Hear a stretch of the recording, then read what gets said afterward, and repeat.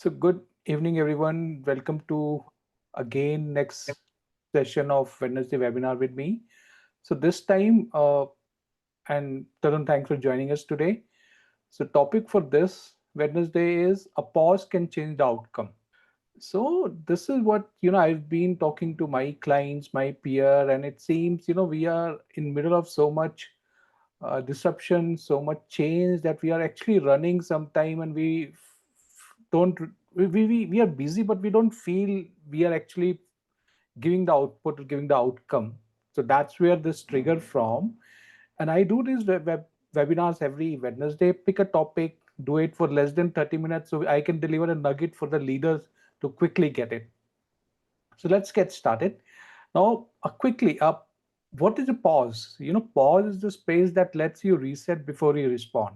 So, taking an analogy from the tennis, so you would have seen before serving, a tennis player will actually bounce the ball, right? Now, why are they doing it? Middle of a game. So, what's happening there? So, while I was researching about this, I found that there's a reason they're actually taking a pause to align their body, mind, and focus. And this is coming from one of the best player from Novak. He said, I just kind of wait until the right time. And for him, it's not.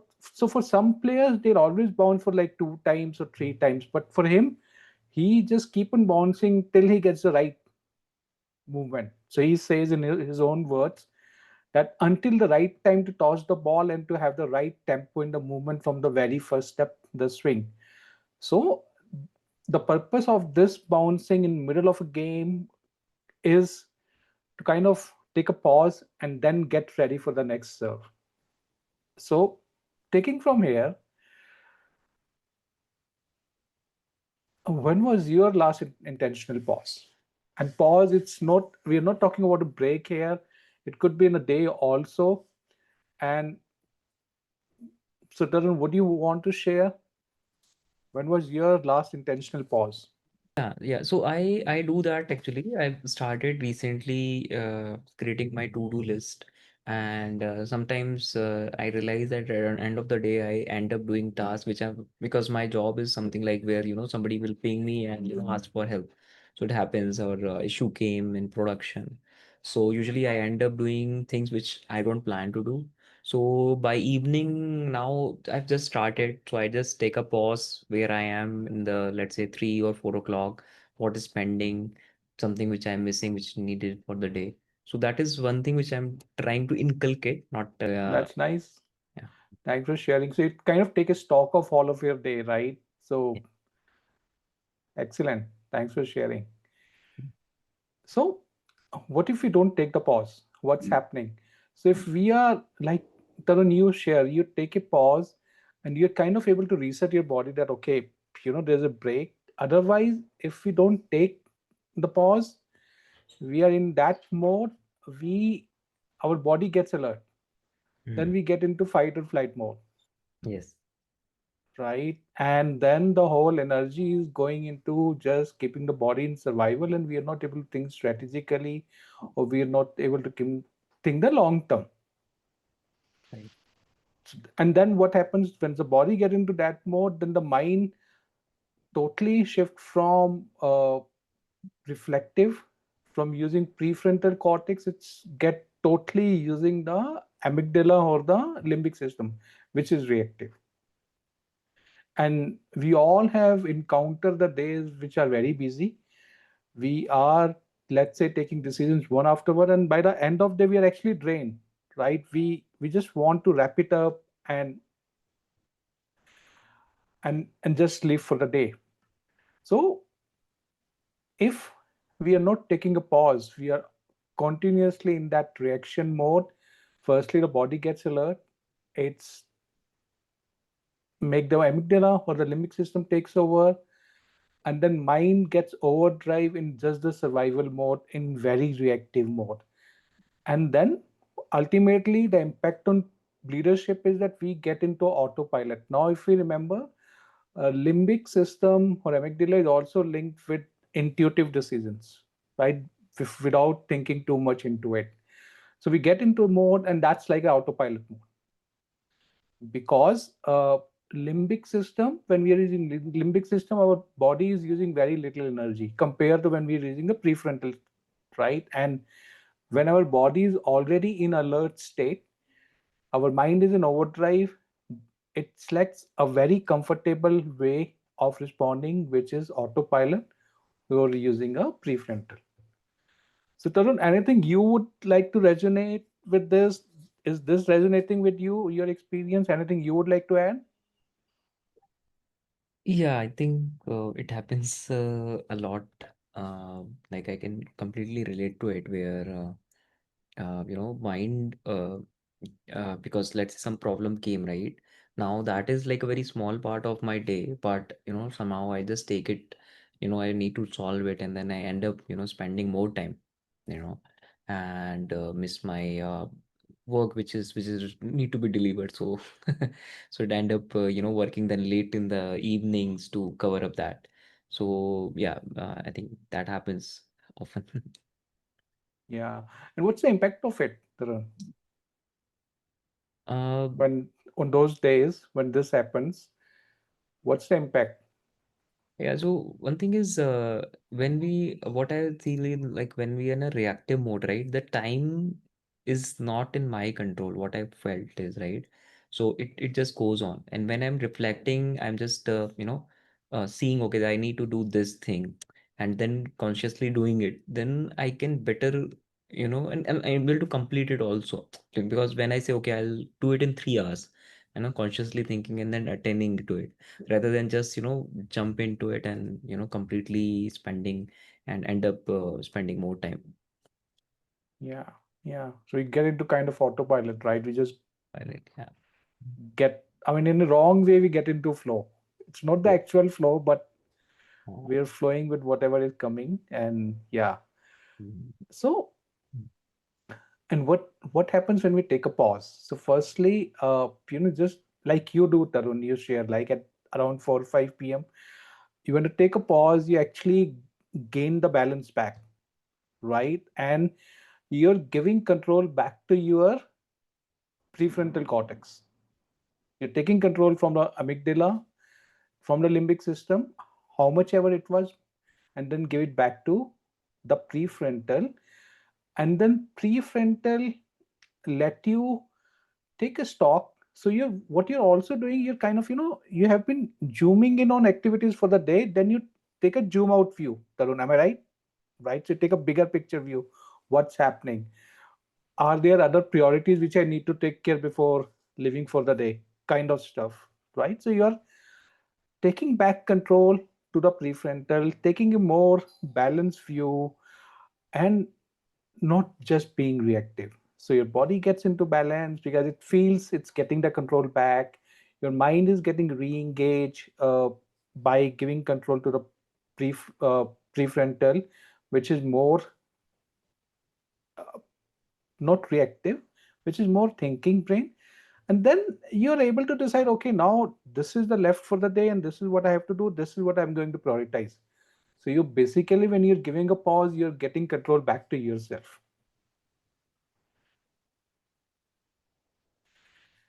Now, as we discussed, we when we give a pause, we gain the ability to zoom in. Zoom in is when we are working on so many activities, we need to get the details about the activities, need to understand the nuances. So with the pause, we are able to zoom in at the right level. At the same time, also zoom out, look at the bigger picture, and then have a balance. So all this is possible once we get the control back from the limbic system or amygdala to the prefrontal, and that happens when we take a pause. We take a pause for a minute or for a few minutes or for an hour, depends, and then gain the balance. Now, let me ask you a question. Where do you need a pause right now?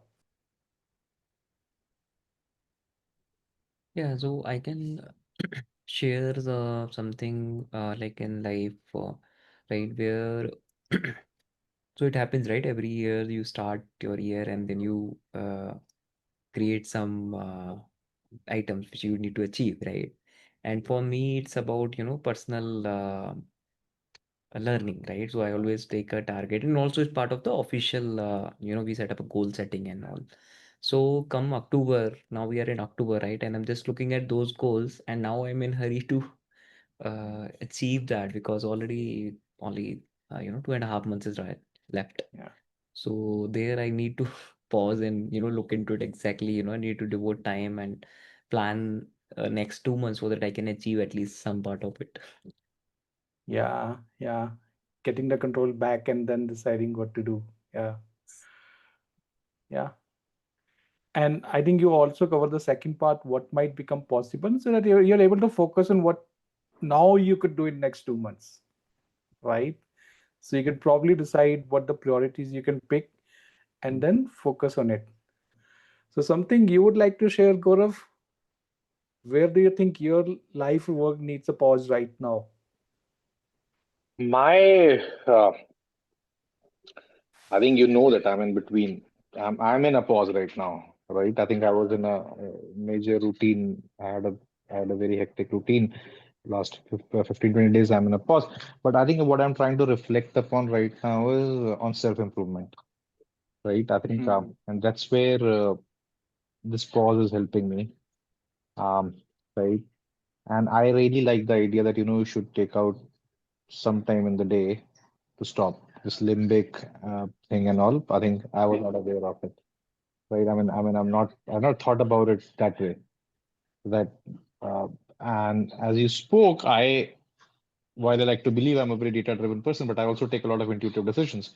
So I think it's good to be in control when you're making those intuitive decisions, so that you're not making them when you should not be making them. So I really like the fact that you maybe have a cup of coffee, relax, read something, stop, and then find that time in the day, middle of the day, end of the day, beginning of the day. But I understand. Yeah, I think that makes a lot of sense. Yeah, thanks for sharing that. And you're right. So, see, I think that intuitive decisions are like a addiction in a good way, right? So, when we are using the limbic system, which is very intuitive, the mostly decisions which are being taken based on the previous experience we have, right? Because then we don't have to spend too much time on it. So, between limbic system and the prefrontal when we are using, which is more thinking system, I mean, it is said that we spend like 10 times more energy. So obviously, our body is very smart. It tries to pick a way where it has to spend less energy. So it picks limbic system for most of the tasks. But some tasks, some activities, some decision, we have to rely on the prefrontal. So yeah, so there has to be awareness. I would say it can come with a coffee. It could come with some other way where it makes you realize, okay, for this decision now I need to rely back on the prefrontal, and this is very science based. This is coming from neuro experiments which are happening in the neuro today. So now how to make that pause possible? So some summarizing now towards coming towards end of it. So firstly, notice the signal. Am I getting too tense? Am I getting too confused? Am I rushing through my day? Am I taking decisions on autopilot? Am I taking all decisions intuitively? I think then it's a signal to take a pause. That's the second step. Third step is then whichever way you want to take. It might be I mean, caffeine might not be a good way, but if it's a deep breath or a walk, or maybe talking to a friend or a colleague, that's also helps for a pause. Take a pause and then look at that scenario again. And then, most likely, when you reach the step four, you would be using your prefrontal, or you would be able to take a decision. Are you going to continue with the limbic system, or are you going to use your prefrontal? So that will bring the balance again in, zoom out, or whatever we want to call it. So now this is what I've created, a kind of a takeaway for you, the participants. This is a toolkit to, as Taran, you were talking about planning resolutions for the new year, right? So I thought this is the right time to give participants this toolkit. So what basically one and two, is what we discussed so far. What is a pause? Why it matters? And then number three is some daily practices like taking a micro pause or taking a little more 2 to 5 minutes pause, or maybe a strategic pause, depending on what kind of pause is needed, right? So it could be micro pause, could be just take a one deep breath. Tactical pause could be you just move from your screen or from that place, right? So there's a latest book which has come from David Market called Distancing. It talk about that leaders, if they do not distance themselves from the scenario, the decisions which they take are not always the right decisions. And there are three ways of distancing. Be somewhere else, going to balcony. So going to balcony is being somewhere else. The second way is being someone else. Because when we are involved in some decision, we get very object. We are not taking very objective decision. We get because we are personally involved. So first is be somewhere else. Second is be someone else, and third is be somewhere, be at some time else. So imagine that. So if you're taking a decision today, let's say you're taking a decision today about your career for next 5 years. Now, imagine take that decision being 5 years from now or being 10 years from now. Because if we think, if we are in today's time, we are trying to take decision of 5 years from now, 10 years now, we are only considering what we say today. But when we consider ourselves 5 years or 10 years, then we would be able to take a better decision of where we want to be in 5 years, 10 years. So summarizing, three ways of distancing: be someone else, be somewhere else, and be in some other time. Think about when you take maybe during the Christmas holidays, it's a long pause, more of a strategic pause, I'll call. Think about what need more attention in your year ahead, right? And what exactly pause you need to take about. And then summarizing with a quick three breath reset. This is more of a in time pause, and No, this has been I use this you use. extensively. Not 4 seconds, 6 seconds, but I used to take it back, count till 4 or 5, and then release it when I'm in stress, whether I'm exercising or whether I'm even in work. If I get a mail which get very upset with, I have been trained and now told not to respond immediately, right? Wait. That's sort of this pause Nice. only. So sometimes, That's a yeah, when my blood pause. pressure goes up, I don't respond. I walk out because usually the response is very poor. But even now, I think this I practice because I know if I'm not in the right mind, then I should not write a mail, not go on a meeting. It will not end well. It will not be good for the objective will not be met. We'll just end up creating more problems. So yeah, I follow this. I also follow this by the way when I can't sleep. I don't know whether it helps there or not, but I also when I can't sleep, I do deep breaths and I sleep. So very Yes, easily. Yeah. Yeah. So that's this for beautiful. me, I don't do this during the day. I do meditation in the morning, but yeah, I mean, that is something which I can try out actually. I don't do this consciously in this format, but yeah, I do during my meditation. But yeah, I mean, it's good to know that we can also do it during a time. Yeah. Yeah, so what it's doing, what Gaurav was describing in those movements, now, he is taking the control from limbic system, giving it back to prefrontal, Tarun. Hmm. And I agree. So I also do meditation very regularly. So Hmm. if we are doing meditation regularly, then there are few instances when we need to do it during the day. Okay. So you're right, because you do it every day, then probably you don't have, and then you have got a routine also what you share during the 4 p.m. also you kind of take a pause. So Yeah. you've got your routine built in, Hmm. and then you don't need, then you're actually more aware throughout the day. Are you using prefrontal, are you using limbic, and you're kind of balancing it well. But there are some days you would have also felt, even with one set of meditation, sometimes there's so many things going on, you feel stress, right? Yeah. Happens sometime. Yes. Yes. Yes. True. Otherwise, yeah, the traffic. yeah. So, so that also plays a Traffic when you are driving, don't do deep breathing with eyes closed. Yeah, keep your eyes open. yeah, don't meditate while you drive. No, actually, in Bangalore, you can do because a lot of the time you'll be standing still You're in the stuck only. Yeah, you can keep your eyes. so you can do it easily. It's actually during that time, it's actually good to go do this, otherwise you'll get aggravated. So you can't do anything. You're stuck. You're stuck. There's nothing much you can do. True, true. Yeah, you can't do anything in traffic. And by the way, sometimes in life also, you're stuck. You're stuck. You can't do anything. You Yeah, just have to, wait for the time to go or pass. Everything exactly. passes. Yeah. Yeah, but this is great, Chetan. I think I my takeaway is distancing. This is very good way to look at things. I'll definitely try to implement. And yeah, for the pauses, like I do pause, but it's good to take pause in a looking at things for next 2 3 months also, which I'm missing right now. That's what I also take away from this session, that I mean, during the day it's fine, but also like after 2 3 months, see where you are in your long term goals.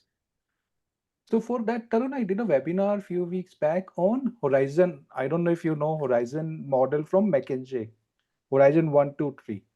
That is actually very good for that. It gives you a balance between what you need to do today in next 6 months and next 1 year. Horizon Oh, 1, 2, 3. got it. If you can share the recording, is there? I'll share the link, Tarun. Sure, Yeah. sure. That will be great. Thanks. Is that the one you did last week, which you shared in the morning?